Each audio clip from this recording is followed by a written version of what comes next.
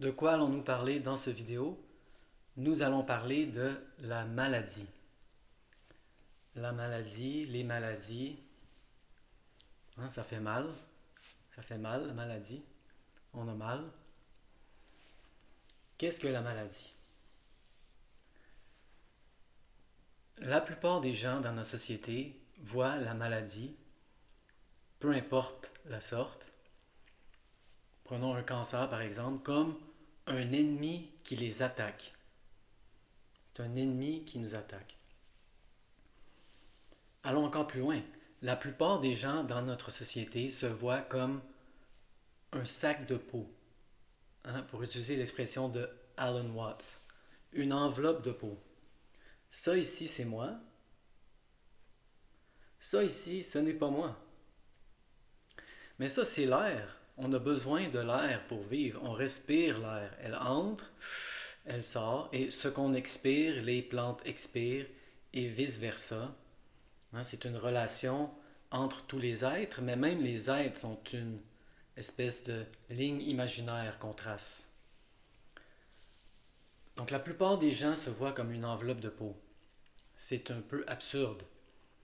On est plus que ça. Mais prenons cette définition absurde. Ceci est moi, ceci n'est pas moi. Et là, il y a un cancer qui commence à grandir à l'intérieur de ce sac de peau. Là, vous allez sûrement avoir des gens en tête, moi j'en ai rencontré plusieurs, les gens vont dire, admettons qu'on leur demande, et puis comment va ton cancer? Non, ne dis pas mon cancer. Ce n'est pas mon cancer, c'est un cancer, c'est un ennemi dont je dois me débarrasser, c'est un ennemi que je dois combattre. Combattre. Combat le cancer, je vais vaincre le cancer. Je suis en combat, je suis en guerre avec le cancer et je vais le vaincre et je vais gagner. Je serai le vainqueur, je serai un conquérant. Quelle vision étrange, très occidentale d'ailleurs, de la maladie, n'importe quelle maladie. Je prends le cancer parce que je trouve que ça illustre bien aussi ce qui se passe au niveau planétaire.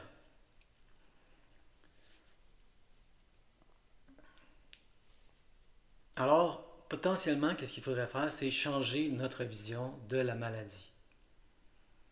Ne plus voir la maladie comme quelque chose qui nous attaque, mais comme un processus interne. Même dans la vision du sac de peau, de l'enveloppe de peau, le cancer, c'est nous.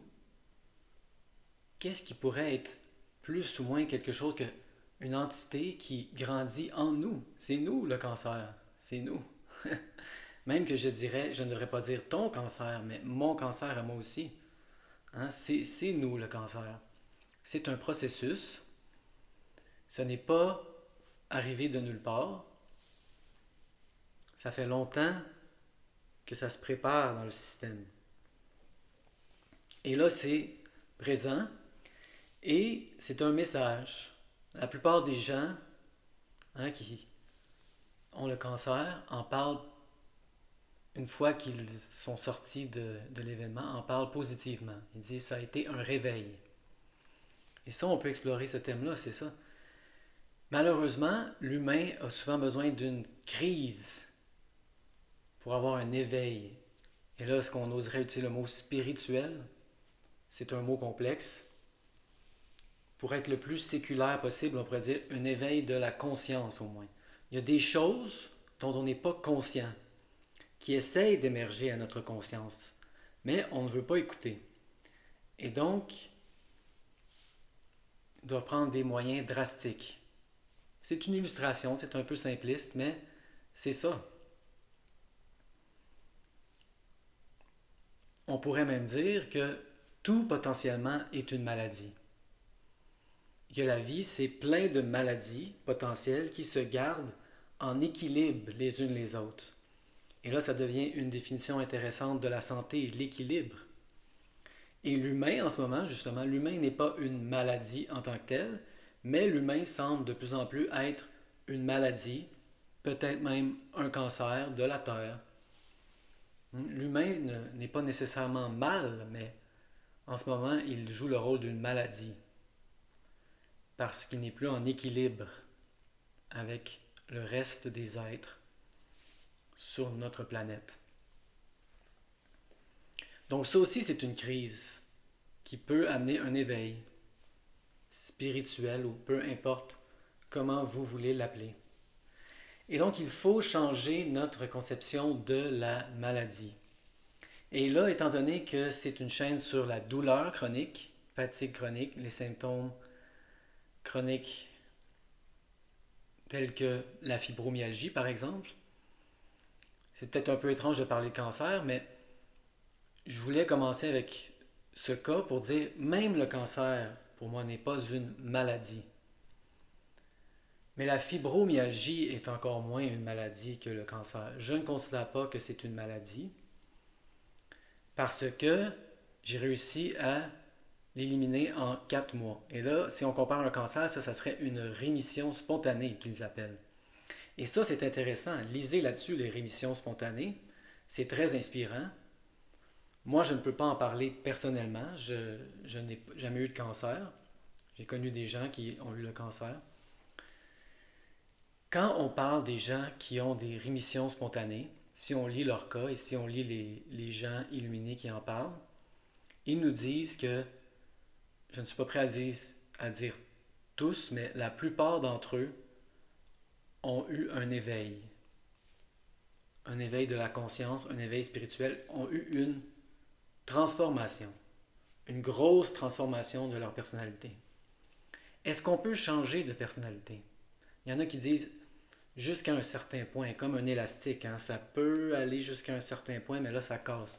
Je ne sais pas, mais moi ce que je sais, c'est que j'ai changé drastiquement dans les dernières années, grâce à la fibromyalgie. Donc quand on lit à propos des rémissions spontanées, c'est des gens qui transforment leur relation à eux-mêmes, leur relation à la maladie, et c'est ce qu'il faut faire en cas de douleur chronique. La plupart des gens qui parlent de la douleur chronique, qui parlent de la fibromyalgie, lisez les descriptions, en parlent comme un ennemi dans leur corps, un attaquant. Ils se sentent attaqués par une autre entité, quelque chose d'autre qu'eux-mêmes.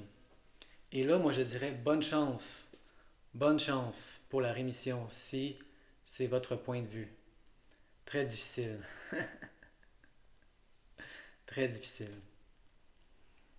Il faut opérer un pivot, hein, ne plus voir la fibromyalgie, la douleur chronique comme un ennemi qui nous attaque, mais comme des messagers qui essayent de nous dire des choses dont on n'est pas conscient. Et c'est une occasion idéale pour avoir un éveil. Et là, on pourrait se demander pourquoi ça prend des crises. Ne pourrait-on pas changer notre mode de vie, devenir éveillé sans ces crises avant que le corps ait besoin de crier? Malheureusement, dans la plupart des cas, comme le mien, ça a pris une crise énorme. Énorme. Wow, gigantesque. Avant que je me réveille. Hein? Réveille-toi là. Tu dors. Donc c'était ça le message du vidéo. Hein? Élargir de douleur chronique, fatigue chronique à cancer pour montrer à quel point c'est la même chose avec le cancer. Ne pas voir le cancer comme un adversaire. Et idéalement, justement, une fois que on a réalisé que le cancer, la fibromyalgie, peu importe, était une partie de nous qui essayait d'augmenter notre conscience, là, justement, aller peut-être au-delà de notre sac de peau, hein, notre enveloppe de peau, et prendre l'occasion justement de cette crise pour réaliser que nous sommes beaucoup plus qu'un sac de peau. Potentiellement tout l'univers même. Il parle même maintenant de la multivers.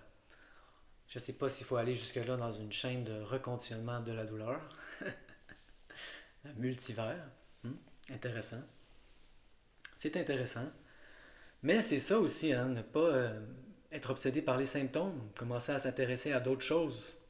Les symptômes, les symptômes, les symptômes, les symptômes. Peut-être s'intéresser à la multivers, par exemple. Si c'est pas votre genre de truc, il y a d'autres sortes d'intérêts, hein. Moi, ça m'intéresse, ces genres de choses-là. Donc, c'était ça le message du vidéo, changer notre conception de la maladie. Moi, personnellement, je ne considère pas que la fibromyalgie est une maladie. Si c'en est une, j'ai eu une rémission spontanée. Je ne considère pas que c'est une maladie, mais c'est ce que je voulais dire dans le message. Même si c'en était une, au même titre que le cancer, pivotons, changeons notre perception. Ce n'est pas un ennemi, c'est un messager pour nous réveiller.